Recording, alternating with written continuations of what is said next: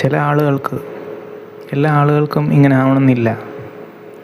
Pacing ആണ് കൂടുതൽ ശ്രദ്ധിക്കേണ്ടത്. പേസിംഗ് എന്ന് പറഞ്ഞാൽ മനസ്സിൻ്റെ പേസിംഗ്, മനസ്സിൻ്റെ ഒരു താളം, മനസ്സിൻ്റെ ഒരു സ്പീഡ് അല്ലെങ്കിൽ സ്ലോനെസ്, അതിൻ്റെ ഒരു സ്പീഡ്. ചിലപ്പോൾ ഒരാൾക്ക് കണ്ടിന്യൂസ് ആയിട്ടുള്ള മീഡിയ കൺസംഷൻ കാരണം, മീഡിയ എന്ന് പറഞ്ഞാൽ ന്യൂസ് മീഡിയ മാത്രമല്ല ഉദ്ദേശിക്കുന്നത്, സിനിമ കാണുവാണെങ്കിലോ TV സീരീസ് കാണുവാണെങ്കിലോ ഇൻ്റർനെറ്റിൽ എന്തെങ്കിലും നോക്കുവാണെങ്കിലോ ഇൻസ്റ്റാഗ്രാമിലാണെങ്കിലോ സോഷ്യൽ മീഡിയ ബാക്കിയുള്ള പ്ലാറ്റ്ഫോംസിലാണെങ്കിലോ അല്ലെങ്കിൽ ബുക്ക് വായിക്കുവാണെങ്കിലോ എന്താണെങ്കിലും കണ്ടൻറ്റ്. അപ്പോൾ ഈ കണ്ടൻറ്റിൻ്റെ ഒരു ഭയങ്കരമായിട്ടുള്ള അതിപ്രസരം കാരണം, അതിൻ്റെ തുടർച്ചയായിട്ടുള്ള ഉപയോഗം കാരണം അത് ഓഫ് ചെയ്ത് വെച്ചാലും, അതായത് കമ്പ്യൂട്ടറോ ബുക്കോ ഫോണോ എന്താണെങ്കിലും അത് അടച്ചു വെച്ചാലും തലച്ചോറിൽ ആ സാധനം, അതായത് മനസ്സിങ്ങനെ പൊക്കോണ്ടിരിക്കുകയാണ് ആ സ്ട്രീമിൽ. ഒരു ബുക്ക് വായിക്കുവാണെങ്കിൽ അത് പൊതുവേ സ്ലോ ആയിരിക്കും.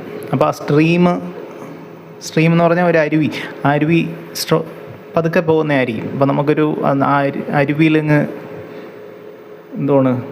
കാല് നനയ്ക്കാനൊക്കെ കുറച്ച് പറ്റുന്ന ടൈപ്പ് അരുവിയാണ്. പക്ഷേ ഇൻ്റർനെറ്റിലെ റീൽസും വീഡിയോസിലും ആണ് നിങ്ങൾ കൂടുതൽ സമയവും ചിലവഴിച്ചതെങ്കിൽ നിങ്ങളുടെ മനസ്സ് നോൺ സ്റ്റോപ്പായിട്ട് ഇങ്ങനെ തെറിച്ചുകൊണ്ടിരിക്കുകയാണ്, തെറിച്ചുകൊണ്ട്.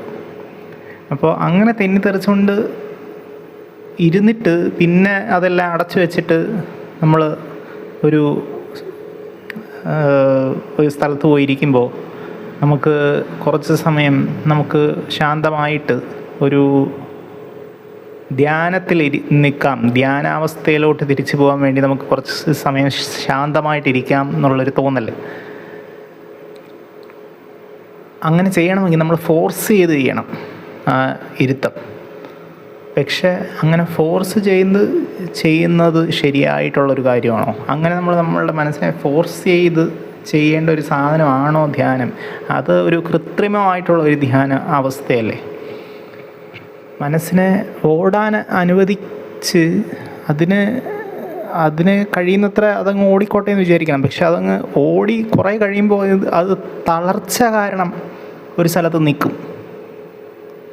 ആ നിൽക്കുന്നത് യഥാർത്ഥമായിട്ടുള്ളൊരു ശരിക്കുള്ളൊരു ധ്യാനം അതല്ലേ?